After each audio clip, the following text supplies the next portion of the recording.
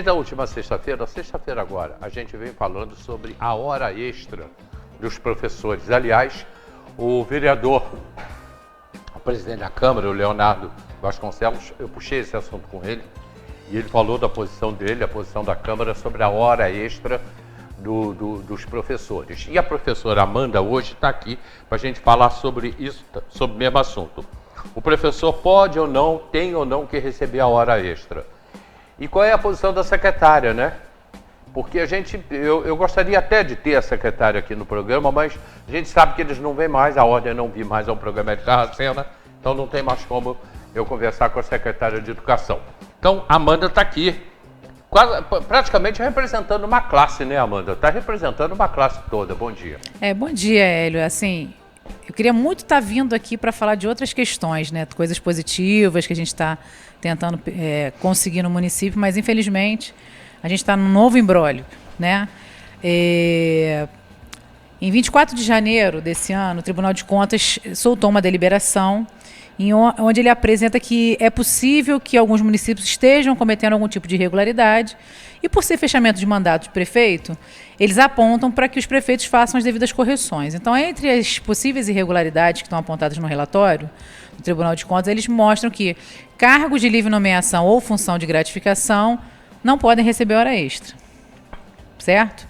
A partir desta deliberação, a Prefeitura metrificou todo o serviço público prestado, como se todos tivessem o mesmo regulamento, e disse: ninguém mais pode fazer hora extra que tem cargo em comissão. Acontece que a educação, desde 2015, ela passa por uma questão da gestão democrática das instituições. Então, os diretores, eles são escolhidos pela comunidade, eles não são mais de livre nomeação e exoneração.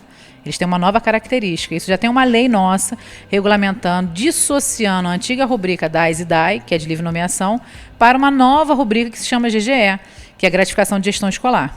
Inclusive, tem súmulas do Tribunal Superior de Justiça dizendo que é legítimo que o município trate diferente os profissionais de educação.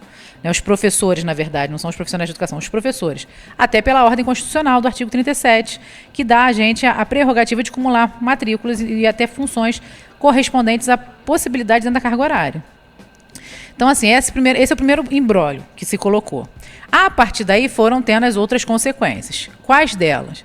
A primeira foi o não pagamento das horas extras dos profissionais que estão em direção ou auxiliar ou com cargo de orientação, que também estão fazendo a dobra em sala de aula. Eles cumprem a carga horária deles dentro da matrícula e fazem hora extra. Isso por quê? Porque o município já fez concurso público e não resolveu o problema, já abriu o PSS e não resolveu o problema, a gente ainda segue com falta de professores no município. Isso é uma coisa crítica, que vem ao longo do tempo. Nós temos uma leva de professores muito antigas que estão se aposentando, porque Sim. já está na idade, ou alguns já passaram da idade e, assim, optaram por deixar de fazer a docência. E a gente continua nesse estado crônico. Então, os diretores fazem hora extra, não é porque eu acho bacana, eu preciso, eu assumo em lugar de outros. É porque não existe mais professores de sala de aula, regentes que queiram fazer hora extra. Acabou. Os que estavam nessa possibilidade já assumiram as salas de aula. Então, tem muitos professores fazendo a sua matrícula e mais a hora extra. E, para além disso, 50 salas de aula hoje ainda estão sem professores. E não tem professores para fazer isso. Então, os diretores, os auxiliares, pensando na nossa comunidade, nos nossos alunos, se colocaram nesta função de fazer as horas extras. Trabalharam março. Segundo a gestão, foi colocado para a gente, numa reunião que foi convocada pela secretária na semana passada, que no dia 28 de março, todos os municípios do estado do Rio de Janeiro receberam essa notificação. Então, não é uma coisa específica de Teresópolis. Teresópolis, hoje, não tem uma notificação oficial do Tribunal de Contas dizendo que tem irregularidade. Eles deram uma deliberação a todos os municípios do estado do Rio de Janeiro dizendo o seguinte: observem essas questões, porque nas prestações de contas nós vamos apurar isso. Foi isso. Então, há uma antecipação da gestão, há uma interpretação que trouxe prejuízo direto para quem trabalhou, porque se a notificação é 28 de março, obedecendo uma ordem cronológica, até 28 de março, tanto a gestão quanto os profissionais de educação trabalharam de boa fé. Não há má-fé na função. Então, não se justifica o não pagamento desses 138 profissionais que hoje, a decisão já foi apontada ontem numa reunião que nós tivemos com o secretário de governo, a secretária de educação, subprocuradora, subsecretária de administração, que a gestão hoje está definido que não paga essas horas extras desses 138 profissionais que trabalharam. Tá, o que não ficou muito claro para mim, não deve ter ficado muito claro para também o pessoal de casa, é qual é a alegação oficial deles. A alegação oficial deles é que tem uma deliberação do Tribunal de Contas que diz que não pode pagar hora extra quem faz cargo em comissão. Só que o professor não faz cargo em comissão. É isso. A dificuldade de entender, porque o tema, além de complexo, é difícil de entender uma interpretação dessa. Equivocada, porque o município tem lei própria, a gente tem diversas regulamentações, a gente tem uma lei da administração, 1441, se eu não me engano, de 2013, posso estar errando no ano, que fala o que é cargo de livre nomeação. Então, ele classifica: GSE é cargo de livre nomeação, DAS é cargo de livre nomeação, DAE é cargo de livre nomeação. Por quê? Porque qualquer pessoa pode ocupar essa função com essas nomenclaturas. O diretor, especificamente, não. Diretor escolar, ele tem que ter qualificação, ele passa por processo seletivo, ele tem plano de trabalho apresentado. A gente leva para a comunidade aqueles que a prefeitura entendeu que a gente cumpriu dentro do estatuto lá que a gente tem. Estatuto não, do decreto que a gente tem de acesso à direção. Cumprimos as exigências de formação, qualificação, tempo, experiência, e a comunidade ratifica ou não. A comunidade é que tem essa liberdade. Tanto que nós temos uma unidade no município que a comunidade não aceitou a diretora. Por quê? Porque não é mais livre nomeação nem livre exoneração. Quem consulta e quem dá o aval do diretor que vai gerir a sua unidade escolar é a comunidade que é atendida por aquela escola. Perfeito. E qual é a posição da secretária? A secretária ontem foi muito clara em se posicionar a favor dos servidores. A gente precisa receber essas horas extras e a gente precisa ter uma nova interpretação. O que ficou falado entre os secretários e os representantes de secretários que lá estavam, e foi um pedido tanto dos sindicatos quanto nosso, enquanto Conselho de Educação, que se abrisse uma consulta ao Tribunal de Contas. Por mais absurdo que, particularmente, eu ache, porque assim, eu tenho a minha formação no direito, então tem corrente para todos os lados, né? Tem correntes que vão entender de fato que o servidor não deve fazer, o professor não deve fazer. Agora, tem correntes e tem súmulas do Tribunal Superior de Justiça que falam que o professor tem que ter o tratamento diferenciado, porque nós temos questões específicas. A minha carga horária não é definida por lei trabalhista, a minha carga horária é definida pelo MEC, pela LDB. A LDB coloca para mim o seguinte: qual é o tempo que eu tenho que trabalhar? 800 dias, 800 horas por ano e 200 dias. Essa é a minha carga horária enquanto professor. Quem regulamenta a minha carga horária não é lei trabalhista, é a LDB, a Lei de Diretrizes e Bases de Educação. Então, assim, há muitos conflitos e muito desconhecimento das questões específicas da educação. E o entendimento diferentes também, bem né? Bem diferentes, porque há movimentos do MEC, por exemplo, o município recebe uma gratificação chamada VAR. Ela é decorrente da nova lei do Fundeb. Para receber esta gratificação, é preciso que o diretor passe para o processo de escolha da comunidade. Por quê? Para livrar-se da livre nomeação e da livre exoneração da gestão. Para que se possa ter uma continuidade de acordo com o que a comunidade espera daquele trabalho.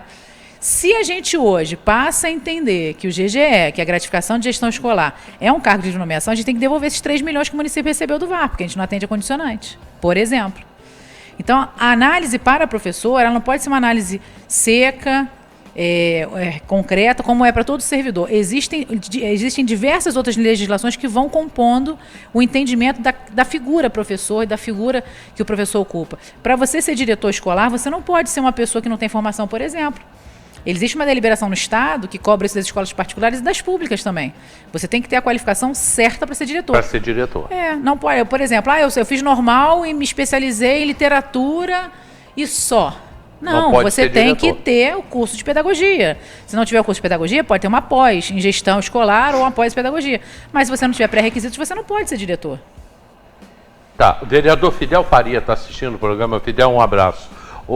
Amanda, mas e essa consulta ao Ministério Público? Ao Tribunal de Contas. Ao Tribunal de Contas. Vocês vão fazer essa consulta? Então, ficou definido que a subprocuradora já estaria compilando, né, as legislações que nós apresentamos.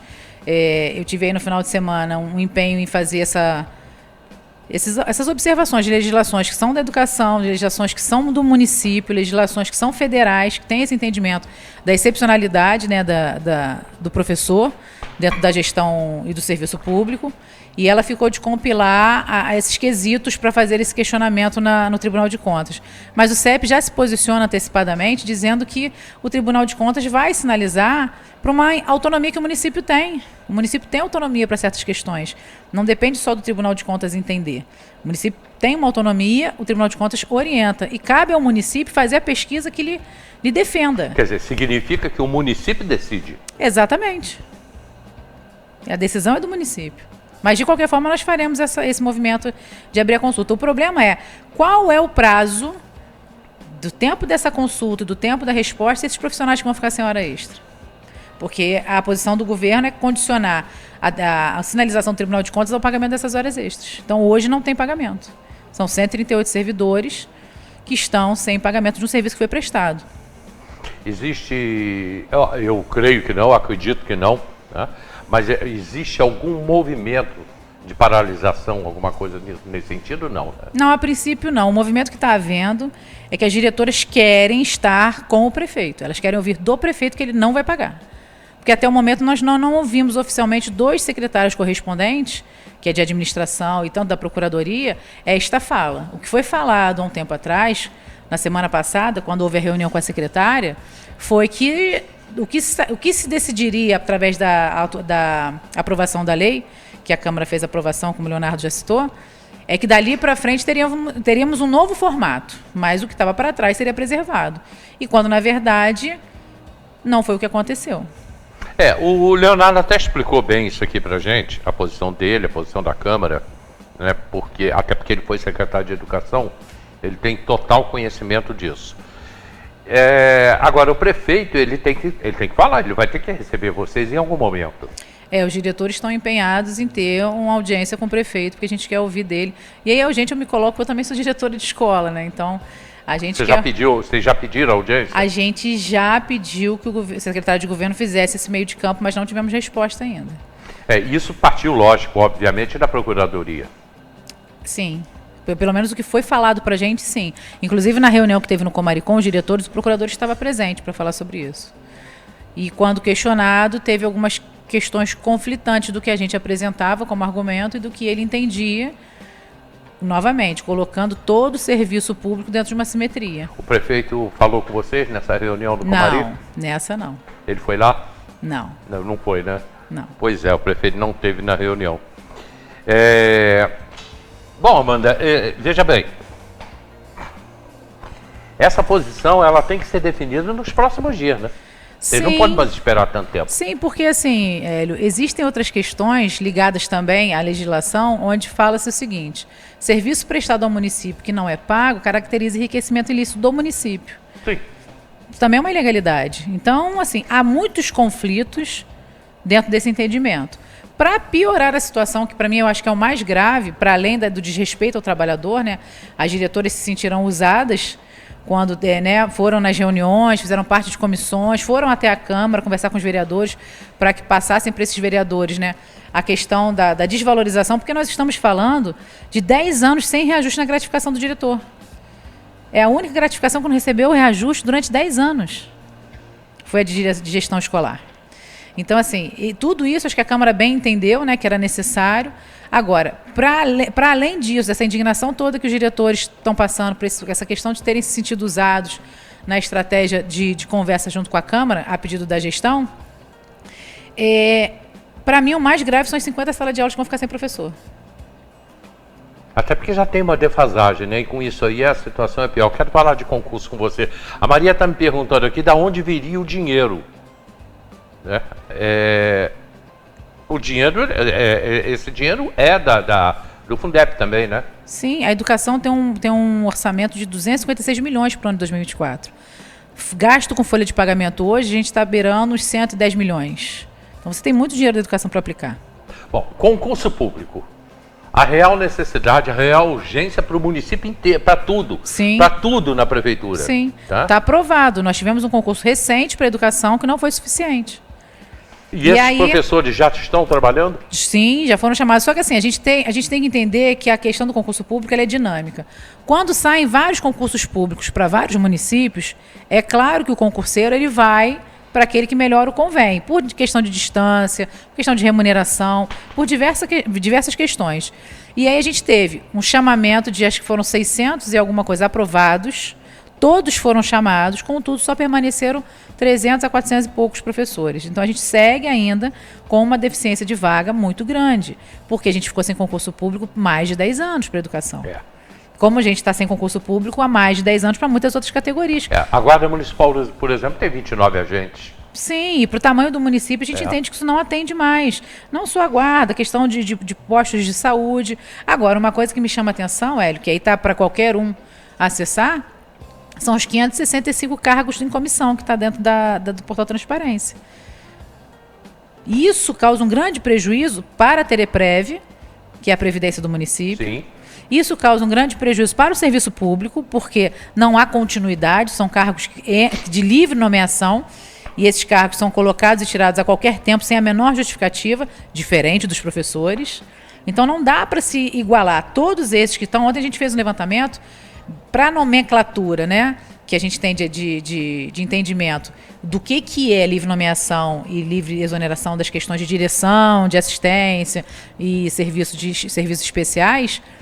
Nós temos 54 diretores de funções fora das escolas. Então, diretor de departamento de algum lugar, diretor de setor de algum lugar, são 54 nomenclaturas de diretores. São esses diretores que são de livre nomeação.